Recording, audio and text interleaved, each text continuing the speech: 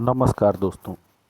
जैसा कि मैंने आपको पिछले वीडियो में बताया था कि मैंने अपनी शुरुआत इतिहास अध्ययन के अंतर्गत प्राचीन भारत से की है और इसमें हम लोग सबसे पहले प्री हिस्टोरिक एज को देख रहे हैं।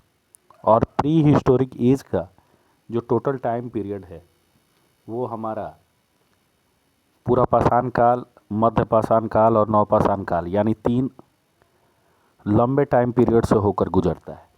फिर हमने देखा था कि पुरापाषाण काल जो 2.5 लाख बीसी से शुरू होता है और 1 लाख बीसी तक का संपूर्ण दौर है। इस संपूर्ण दौर के बखूबी अध्ययन के लिए हम लोग इसको 3 भागों में बांट के पढ़ते हैं। पहला है इसका निम्न पुरापाषाण काल, जिसकी अवधि मानी जाती है 2.5 लाख बीसी से 1 लाख बीसी। दूसरा है मध्य पुरापाषाण काल, जो 90,000 बीसी से लेकर 40,000 बीसी तक का टाइम पीरियड माना जाता है। और तीसरा है इसका उच्च पुरापाषाण काल, जिसकी अवधि यानी टोटल टाइम पीरियड 40,000 बीसी से 10,000 बीसी तक के दौर को माना जाता है। दोस्तों, आज हम शुरुआत करेंगे पुरापाषाण काल के संपूर्ण दौर को, यानी निम्न पुरापाषाण काल को भी देखेंगे, मध्य पुरापाषाण काल को भी देखेंगे और उच्च पुरापाषाण काल को भी देखेंगे। यानी हमारी कहानी जिसका ताल्लुक आज के वीडियो से है, इसकी शुरुआत 2.5 लाख बीसी पहले से होगी और ये चलेगी कब तक, तो 10,000 बीसी तक, यानी मध्य पाषाण काल के दौर के शुरू होने से पहले तक की कहानी। तो चलिए शुरू करते हैं बिना किसी विलंब के। इस नए टॉपिक का नाम है पुरापाषाण काल, जिसकी शुरुआत यानी टोटल टाइम पीरियड ऑफ पुरापाषाण काल, डैट मीन्स पैलियोलिथिक एज, जिसको हम लोग मानते हैं 2.5 लाख बीसी से शुरुआत है इसकी। और इसको हम लोग 10,000 बीसी तक मानते हैं। यानी संपूर्ण पुरापाषाण काल का कालखंड क्या है, तो आंसर है 2.5 लाख बीसी से 10,000 बीसी तक। फिर से एक बार इसको ज़रा सा पॉइंट नोटेट करिए कि संपूर्ण पुरापाषाण काल की अवधि क्या यानी कालखंड क्या, तो उत्तर होना चाहिए 2.5 लाख बीसी से 10,000 बीसी तक का दौर। क्वेश्चन नंबर 2 है कि क्या इस बृहत कालखंड को अध्ययन की सुविधा हेतु क्या बांट दिया गया है, तो उत्तर है हाँ, चूँकि टाइम पीरियड बहुत ही बड़ा है और इस बड़े टाइम पीरियड को एक साथ पढ़ना बहुत ही मुश्किल है। अतः हमने अपनी सुविधा की, अध्ययन की सुविधा की दृष्टि से इसको निम्नलिखित 3 भागों में बांट रखा है। एक का नाम है निम्न पुरापाषाण काल, जो 2.5 लाख बीसी से शुरू होता है और 1 लाख बीसी तक का दौर है। दूसरा है मध्य पुरापाषाण काल, जो 90,000 बीसी से शुरू होता है और 40,000 बीसी तक का दौर है। और तीसरा है उच्च पुरापाषाण काल, जो 40,000 बीसी से शुरू होता है और 10,000 बीसी तक चलते रहता है।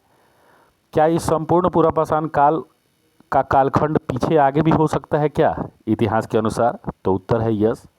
चूँकि हम प्राक इतिहास के अंतर्गत इसका अध्ययन करने जा रहे हैं, यानी प्री हिस्ट्री के अंतर्गत। और यहाँ दोस्तों यह भी जानने योग्य बात है कि प्री हिस्टोरी हम आखिर बनाते किस आधार पे है। तो मैं यहाँ बता देना चाहता हूँ कि प्री हिस्टोरी के अंतर्गत जितने भी हमारे महत्वपूर्ण साक्ष्य होंगे और जिनके आधार पर हम अपने इतिहास का निर्माण करते हैं, हम करें या हमारे इतिहासकार करें, ये सभी पुरातात्विक स्रोत होते हैं, यानी आर्कोलॉजिकल सोर्सेस होती हैं। हमारे पास कोई भी लिखित साक्ष्य या विवरण हमारे किसी काम का चीज़ यहाँ पे नहीं है इस चैप्टर के लिए। तो प्रश्न उठता है कि क्या इस संपूर्ण पुरापाषाण काल का कालखंड जो है आगे पीछे भी हो सकता है क्या, तो उत्तर है यस, हो सकता है। यहाँ पर 2 और 3 मेन साक्ष्यों के आधार माने गए हैं। जैसे देखिए, पहला है कि यदि सोहन और अतिरक्कम के साक्ष्य को अगर हम आधार मान लें तो हमारा कालखंड लगभग 5 लाख वर्ष पहले भी जा सकता है, यानी कहानी हमारी 5 लाख वर्ष पहले भी शुरू हो सकती है। दूसरा, जो महाराष्ट्र के बोरी जगह के जो साक्ष्य मिले हैं उनको अगर हम आधार मान लें तो हमारा कालखंड 14 लाख वर्ष पहले भी जा सकता है। और तीसरी महत्वपूर्ण बात है कि अगर पाकिस्तान के रेवात जगह से मिले हुए साक्ष्यों को अगर आधार मान लें तो हमारा कालखंड लगभग 18 लाख वर्ष पहले भी जा सकता है। तो प्रश्न चौथा उभर के सामने आता है कि संपूर्ण पुरापाषाण काल के जानकारी के स्रोत क्या हैं। तो हमने टाइम पीरियड तो देख लिया, आपने यहाँ देख लिया टोटल टाइम पीरियड इस पूरा पाषाण काल का, और फिर हमने देखा इसका जानकारी के स्रोत। अब देखेंगे हम कि आखिर इस संपूर्ण पूरा पाषाण काल के जानकारी के स्रोत हमारे पास क्या है। तो हमने आपको स्पष्ट रूप से बता रखा है कि प्राक इतिहास काल ही उस ऐतिहासिक दौर को कहते हैं जिसमें हमें जानकारी के स्रोत के रूप में सिर्फ और सिर्फ मिलते क्या क्या हैं, तो पत्थर के औजार मिलते हैं, उपकरण मिलती हैं, जानवरों की हड्डियां मिलती हैं, जानवरों के हड्डी के श्रृंग मिलते हैं या अर्थात सींग मिलते हैं, पशु हड्डी के उपकरण और औजारों की प्राप्ति होती है, और गुफाओं में न्यूरीन के सहारे बनाए गए चित्रों की प्राप्ति होती है। और सिर्फ पुरातात्विक अलिखित साक्ष्य यानी कोई भी लिखित साक्ष्य का इस्तेमाल इस युग को जानने के लिए नहीं किया जा सकता। और ये भी याद रखिएगा, ये क्वेश्चन बार बार पूछे जाते हैं किसी भी एग्ज़ाम में, चाहे वो क्लर्क का एग्ज़ाम हो या फिर आईएएस का एग्ज़ाम हो। सारे एग्ज़ाम के लिए महत्वपूर्ण क्वेश्चन एक है कि मानव अवशेष एकमात्र मिला है कहाँ से, तो मध्य प्रदेश के होशंगाबाद जिला के हथनौरा जगह से। और यहाँ से आखिर मिली है क्या, तो मिली है मानव की खोपड़ी जो होमो इरिक्टस से भी अधिक विकसित मानी जाती है। चलिए नेक्स्ट फीचर्स को देखते हैं इस दौर के, कि इस दौर में औजार उपकरण बनाने के लिए किन किन चीज़ों का इस्तेमाल मनुष्य करता रहा। तो देखिए, निम्न पूरा पाषाण काल और मध्य पूरा पाषाण काल। निम्न पूरा पाषाण काल और मध्य पूरा पाषाण काल में सिर्फ और सिर्फ पत्थर का इस्तेमाल मनुष्य करता रहा है, यह बात हमेशा याद रखिए। लेकिन ज्यों ही उसका प्रवेश उच्च पूरा पाषाण काल में हो रहा है, अर्थात 40,000 बीसी से 10,000 बीसी के टाइम पीरियड में मनुष्यों का प्रवेश हुआ, उस समय पत्थर, हड्डी और पशु श्रृंग का उपयोग भी ये साथ साथ करने लगा। अर्थात पहला इस्तेमाल किया गया धातु क्या था, औजार हथियार क्या थे, तो सिर्फ और सिर्फ पत्थर थे। किस काल के लिए, निम्न पूरा पाषाण काल और मध्य पूरा पाषाण काल के लिए। लेकिन ज्यों ही उच्च पूरा पाषाण काल में मनुष्य ने प्रवेश पाया, इन्होंने पत्थर का इस्तेमाल तो जारी रखा ही रखा, उसके साथ साथ हड्डियों का और पशु श्रृंग का भी उपयोग ये लोग करने लगे। अर्थात इस दौर में हमें धातु का ज्ञान नहीं था। तो ये भी हमेशा याद रखिए कि पूरा पाषाण काल के तीनों युग में, यानी निम्न पूरा पाषाण काल, मध्य पूरा पाषाण काल और उच्च पूरा पाषाण काल, तीनों दौर में कोई भी धातु का ज्ञान किसी भी मनुष्य के पास नहीं था। अर्थात कोई भी धातु मनुष्यों ने नहीं खोजी थी। नेक्स्ट फीचर है इस दौर का कि पत्थर के कौन से किस्म का उपयोग करते हैं। तो ये भी क्वेश्चन पूछा जाता है कि सबसे आरंभिक मनुष्यों के द्वारा उपयोग किए गए पत्थर का प्रकार बताइए। तो यहाँ देखिए, आपके सामने आपके स्क्रीन पर दिख रहा होगा कि निम्न पूरा पाषाण काल में मनुष्य 3 टाइप के पत्थर यूज करता है। पहला है क्वार्टजाइट पत्थर, दूसरा है कैल्सिडोनी पत्थर और तीसरा है सैंडस्टोन पत्थर। इसी को हम लोग बलुआ पत्थर के नाम से जानते हैं। यानी 3 प्रकार के स्टोन्स का यूज वो कर रहा है। ज्यों ही मध्य पूरा पाषाण काल में मनुष्यों का प्रवेश हुआ, उस दरमियान क्वार्टजाइट पत्थर, कैल्सिडोनी और सैंडस्टोन, ये तीनों का तो इस्तेमाल होता ही रहा, बट यहाँ 2 पत्थर और नए मिल गए और इसी को बोलते हैं, चौथा पत्थर जो मिला इसे बोलते हैं बटिकास्म पत्थर। इसे हम लोग पेबुल के नाम से भी जानते हैं। और 5वां है चट पत्थर। चट पत्थर यानी पत्थर पे पत्थर से आघात करके मनुष्यों ने चट पत्थर निकालना शुरू कर लिया। कहाँ से, तो मध्य पाषाण काल से। यानी निम्न पूरा पाषाण काल के लिए 3 पत्थरों को हमेशा अपने जेहन में याद रखिएगा, और वो है क्वार्टजाइट पत्थर, कैल्सिडोनी पत्थर और सैंडस्टोन पत्थर। ये मनुष्यों के द्वारा यूज किए गए सबसे प्राथमिक पत्थर थे, ये 3 पत्थर। और ज्यों ही मनुष्यों का प्रवेश मध्य पूरा पाषाण काल में होता है, मनुष्य इन 3 पत्थरों के साथ साथ नए पत्थरों के रूप में बटिकास्म पत्थर का और चट पत्थर का यूज करने लगता है। फिर जब युग आगे बढ़ा और उच्च पूरा पाषाण काल में मनुष्यों का प्रवेश हुआ, तो यहाँ भी देखिए, यहाँ आपके स्क्रीन पर दिख रहा है 1 2 3 4 5, यानी क्वार्टजाइट पत्थर, कैल्सिडोनी, सैंडस्टोन, बटिकास्म और चट पत्थर का यूज़ तो करता ही रहा मनुष्य। इसी के साथ साथ नए पत्थरों के रूप में उसने फिलंट पत्थर का, जेस्मर पत्थर का और अगेट पत्थर का इस्तेमाल भी करना शुरू कर दिया। अतः यहाँ घेर कर याद रखिए हमेशा हमेशा, ये आपके एग्जामिनेशन व्यू के लिए, एग्जामिनेशन पॉइंट ऑफ व्यू के लिए सबसे इम्पोर्टेंट है। सबसे पुराना पत्थर जिसका उपयोग मनुष्य करता था उसके नाम बताइए। तो आंसर होगा क्वार्टजाइट पत्थर, कैल्सिडोनी पत्थर एंड सैंडस्टोन पत्थर। ये बेहद कड़े टाइप के पत्थर थे, कड़े होते थे। और फिर है पेबल पत्थर, जिनका मुलायम पत्थर था पेबुल, इसका उपयोग सहज था। नेक्स्ट फीचर के रूप में सातवें विशेषता को हम लोग देखते हैं इस दरमियान। संपूर्ण पुरापाषाण काल के औजार एक ही समान रहे क्या, कि उनमें कुछ बदलाव भी होते रहे? तो हमारा आंसर निकल के सामने आता है कि निम्न पुरापाषाण काल के औजार उपकरण को देखिए। निम्न पुरापाषाण काल के औजार उपकरण थे हैंड एक्स यानी हस्त कुठार, दूसरा था क्लीवर यानी काटने वाला औजार, तीसरा था चॉपर जिसे खंडस और गणासा भी बोलते थे, गणासा टाइप, चौथा था गोलाकार औजार जिसको डिस्क्वाइड बोलते थे। मध्य पुरापाषाण काल में मनुष्यों ने 1 2 3 4 यानी हैंड एक्स, चॉपर, क्लीवर और गोलाकार औजार का यूज़ तो करता ही रहा।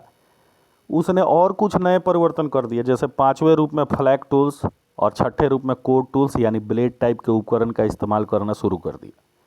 फिर आती है बारी उच्च पुरापाषाण काल में, और यहाँ भी क्या पहले में प्रयोग किए गए उपकरण औजार की समाप्ति हो जाएगी क्या? उत्तर है नहीं भाई, दौर है जो आगे बढ़ रहा है। आप भी सोचिए। तो देखिए यहाँ आपके स्क्रीन पर दिख रहा है 1 2 + 3 + 4 + 5 + 6, ये तो जारी रहे भैया। लेकिन इनके साथ साथ मनुष्य ने कुछ नए तकनीक और नए डिमांड के अनुसार पे कुछ उपकरणों को और खोज के निकाल लिया, जैसे कि न्यूरीन या ब्यूरीन, आठवां है स्क्रेपर, नौवां है छेनी और 10वां है बेधनी। अब ये जो स्टोन हैं, ये स्टोन के जो पहले औजार उपकरण होते थे उच्च पुरापाषाण काल में, ये बोन के भी बनने लगे, यानी पत्थरों के साथ साथ हड्डियों का भी इस्तेमाल मनुष्य ने शुरू कर दिया। कब? उच्च पुरापाषाण काल में। संपूर्ण पुरापाषाण काल में hand axe, cleaver, chopper, discoid core ही छाया रहा, ये मुख्यतः बात है, इसको याद रखिए। औजार निर्माण की तकनीक से संबंधित प्रश्न भी पूछे जाते हैं हमारे एग्जामिनेशन में। तो लोअर पैलियोलिथिक यानी निम्न पुरापाषाण काल में जो मनुष्य ने तकनीक यूज की, उस तकनीक का पहला नाम था बोल्डर तकनीक, यानी फर्स्ट तकनीक थी बोल्डर से बोल्डर को लड़ाओ, फिर उसमें से जो पत्थर निकले उसका यूज हथियार के रूप में करो। दूसरा था नियंत्रित हथौड़ा तकनीक, यानी एक आदमी पकड़ेगा पत्थर, दूसरा आदमी पत्थर से पत्थर को टकराएगा, इसको बोलते थे नियंत्रित हथौड़ा तकनीक। दूसरा मिडिल पैलियोलिथिक के दौर में यानी मध्य पुरापाषाण काल के दौर में मनुष्य ने ये दो तकनीक छोड़े नहीं, इसका भी इस्तेमाल करता रहा। बट तीसरे तकनीक के रूप में चॉपर, चॉमिंग, पेबुल तकनीक यानी मुलायम पत्थरों का दौर इसने शुरू कर दिया। और फिर चौथे तकनीक के रूप में इसने फ्री फाल्किंग टेक्नोलॉजी शुरू कर दी। जो ही दौर आगे बढ़ा अपर पैलियोलिथिक दौर में मनुष्य ने 1 2 3 4 दैट मीन्स बोल्डर तकनीक, नियंत्रित हथौड़ा तकनीक, चॉपर चॉपिंग पेबुल तकनीक, फ्री फाल्किंग टेक्निक, इसको जारी ही रखा। और पांचवें रूप में गोलाकार औजार बनाने लगा मनुष्य, यहीं से अपर पैलियोलिथिक से।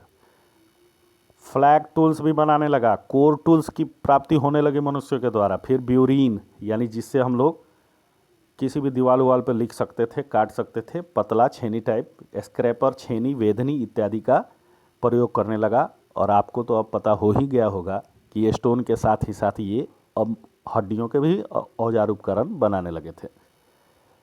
अगला फीचर है वातावरण कैसा है। तो देखिए वातावरण के संदर्भ में जो जानकारी हमारे पास निकल के सामने आती है, तो वातावरण के संदर्भ में देखिए पैलियोलिथिक दौर यानी निम्न पुरापाषाण काल दौर, पैलियोलिथिक दौर यानी पूरा संपूर्ण पुरापाषाण काल का दौर जो था वो सियोनोजोइक ईरा, क्वाटरनरी पीरियड और प्लाइस्टोफेज का दौर था। ये कुछ वैज्ञानिक नाम हैं जिसको आपको जेहन में रखना है। और इस संपूर्ण पुरापाषाण काल में अब देखिए क्या क्या वातावरण कैसा था और वातावरण की क्या स्थिति थी। तो इस संपूर्ण पुरापाषाण काल के दौर में तापमान बेहद कम था, यानी शून्य से काफ़ी नीचे तापमान था। इस पृथ्वी पर बर्फ़ की मोटी मोटी सिल्लियाँ थीं और जिनके नीचे घास का मैदान था, यानी ऊपर क्या है, बर्फ़ की मोटी मोटी सिल्लियाँ हैं जो पिघली नहीं हैं और जिनके नीचे घास का मैदान है। लगातार वर्षा की स्थिति थी, विशाल विशाल जंगल खड़े हो चुके थे, बड़े बड़े जानवर हैं, मनुष्य की भोजन उपलब्धता सीमित है, नीचे जल स्रोत का अभाव है, बर्फशीलियाँ पिघली नहीं हैं, हिंसक प्राणियों की बहुलता है, छोटे प्राणियों की कमी है, मनुष्यों का भ्रमण क्षेत्र जो है वो सीमित है, वह डर के मारे दूसरे जगहों पर जाता नहीं है, वह केवल पहाड़ी क्षेत्र में ही रह सकता है, या तो वो गुफाओं में छिपता है, या पुराने नदी क्षेत्र में छिपता है, या पुराने झील क्षेत्रों में छिपता है। मैदानी इलाके में प्रवास मनुष्यों का नामुमकिन है, मैदानी इलाके में ये लोग अभी नहीं रहते। मनुष्य गुफावासी है, कंदरावासी है, जीने का स्वरूप अस्थायी है, अस्थायी स्वरूप नहीं है, यानी मनुष्य जो है फूड गैदरर है, यानी घुमंतु टाइप का है, फूड गैदरर है यानी घुमंतु टाइप का है।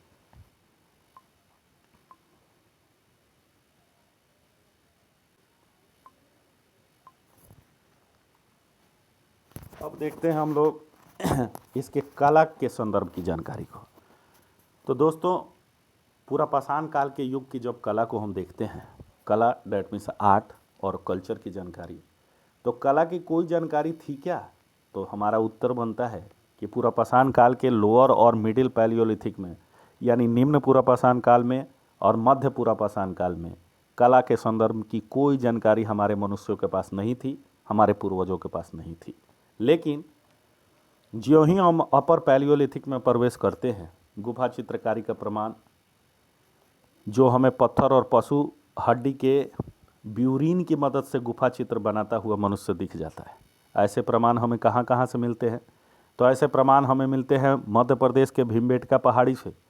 ऐसे प्रमाण, गुफा चित्रकारी के प्रमाण हमें मिलते हैं उत्तर प्रदेश के मिर्ज़ापुर पहाड़ी से। गुफा चित्रकारी के और भी प्रमाण मिलते हैं हमें मध्य प्रदेश के जलगांव की पहाड़ी से, आंध्र प्रदेश के मुच्छतला चिंतामनगावी पहाड़ी से। और इन प्रमाणों में, इन गुफा चित्रकारी के नमूनों में हम मनुष्यों को शिकार करते हुए, मछली पकड़ते हुए, मनुष्य की आकृति बनाते हुए, पशु पक्षियों की आकृतियाँ पर बनाते हुए और भौतिक क्रियाकलाप करते हुए पाते हैं, और उसी की आकृतियाँ मिली हैं। अतः याद रखा जाए हमेशा इस बात को, ये पीटी के लिए, किसी भी एग्जाम के पीटी के लिए बहुत ही आवश्यक प्रश्न है कि मध्य प्रदेश के भीमबेटका के चित्र सबसे पुराने गुफा चित्र माने गए हैं, लगभग 30,000 BC के। यानी ये कब के हैं? तो लगभग 30,000 BC के हैं। यानी भारत में चित्रकारी की शुरुआत पैलियोलिथिक दौर 30,000 BC उच्च पूरा पाषाण काल के दौर में भीमबेटका की पहाड़ी से होती है। क्या मनुष्यों की प्रजाति पर हम कुछ बोल सकते हैं क्या? यानी मनुष्यों के जो प्रजातियां हैं उन पर क्या इस दौर में कुछ बोला जा सकता है क्या?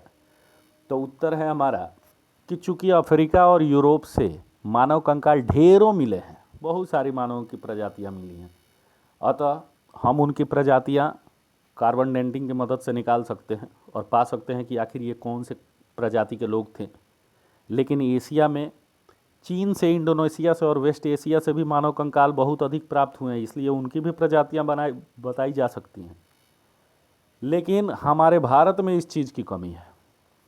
1982 तक, यानी 1982 तक भारत में कोई कंकाल अवशेष नहीं मिला था। लेकिन 1983 से 1987 में, यानी 1983 से 1987 के बीच में मध्य प्रदेश के हथनौरा जगह में एक मानव की खोपड़ी हमें भी प्राप्त हो गई। ये मानव की खोपड़ी एकमात्र अवशेष है मानव का जो हमें होमो इरेक्टस प्रजाति का लगता है। ये भी प्रश्न पूछा जा सकता है कि मानव खोपड़ी सर्वप्रथम कब की प्राप्त हुई है?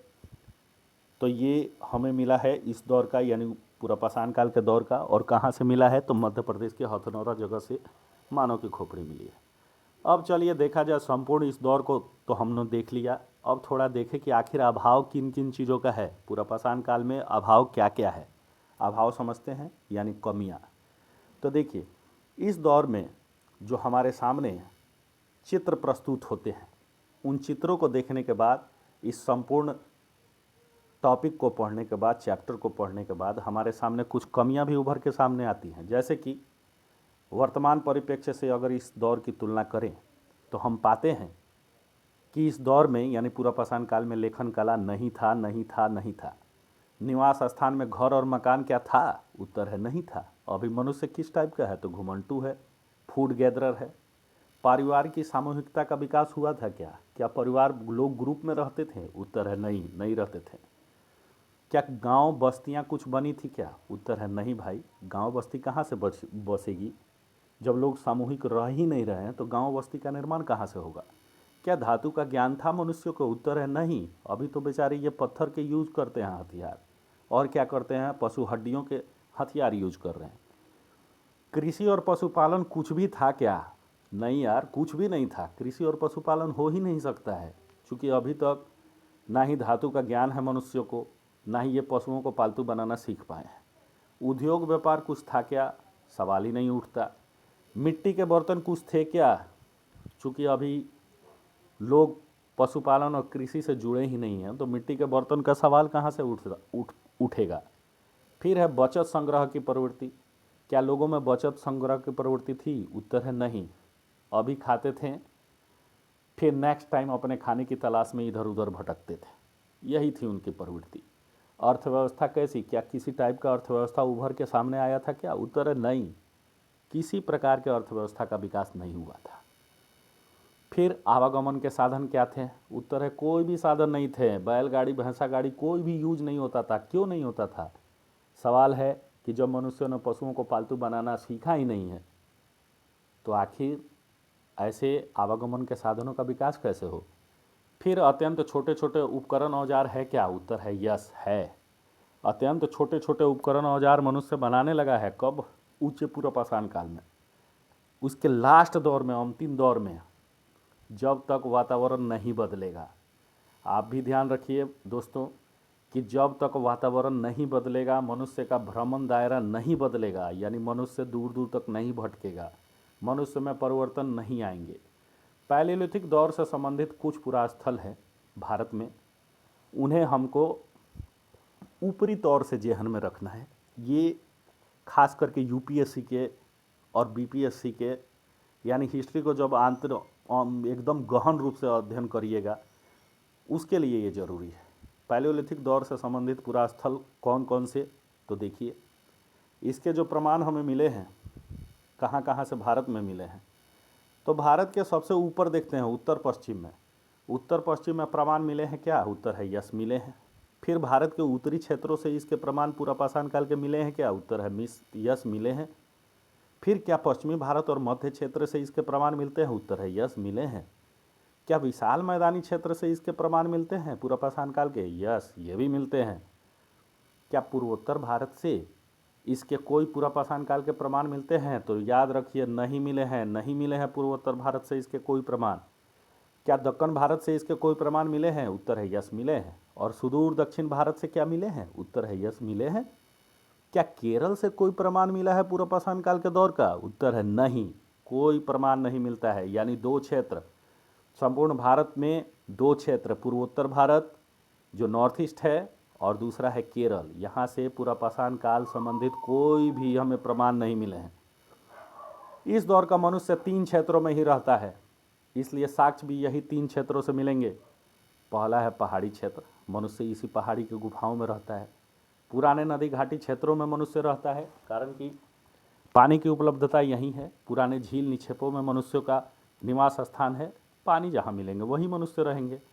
इसलिए खुले मैदानी क्षेत्रों से पैलियोलिथिक के प्रमाण नहीं मिलते हैं। अतः भारतीय उपमहाद्वीप में पैलियोलिथिक के प्रमाण प्राप्त हुए हैं कहाँ कहाँ से? तो सोहन घाटी क्षेत्र पाकिस्तान से। ये भी प्रश्न पूछा जाता है कि कौन सी घाटी क्षेत्र कहाँ है, तो इसको भी ज़रा याद रखिए कि सोहन घाटी क्षेत्र पाकिस्तान में है, ब्यास घाटी क्षेत्र पंजाब में है, लिद्दर घाटी क्षेत्र कश्मीर में है, सिरसा घाटी क्षेत्र हरियाणा में है, साबरमती घाटी माही क्षेत्र गुजरात में है, चंबल बेतवा नर्मदा घाटी क्षेत्र मध्य प्रदेश में है, बेलन घाटी क्षेत्र यूपी में पड़ता है, मिर्ज़ापुर पहाड़ी क्षेत्र यूपी में है, मुंगेर हजारीबाग सिंहभूम क्षेत्र बिहार झारखंड में है, बांकुड़ा पुरुवलिया क्षेत्र जो आपको बंगाल में पड़ता है, महानदी घाटी क्षेत्र उड़ीसा में है, गोदावरी कृष्णा घाटी महाराष्ट्र आंध्र प्रदेश में है, मालप्रभा घाट प्रभा क्षेत्र कर्नाटक में है, नासिक और जलगांव की पहाड़ी महाराष्ट्र में है, मुख्य तला चिंतामन गावी पहाड़ी आंध्र प्रदेश में है।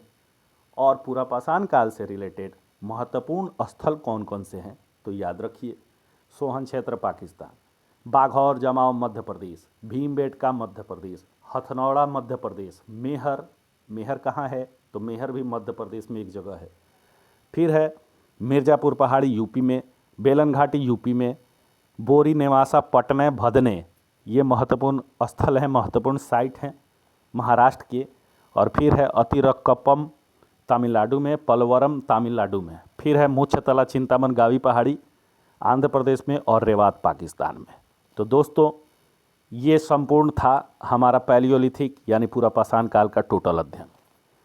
अगले वीडियो में हम सभी मध्यपाषाण काल के युग का अध्ययन करेंगे और हमारी ऐतिहासिक कहानी एक कदम और आगे बढ़ जाएगी।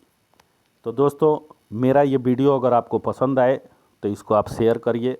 मेरी कोशिश है कि इतिहास के हर समस्त पहलुओं को आपके सामने खोल के रख देना और ऐसी विवरण प्रस्तुत करना कि बातें आपके दिमाग में पूरी तरह से छप जाएं।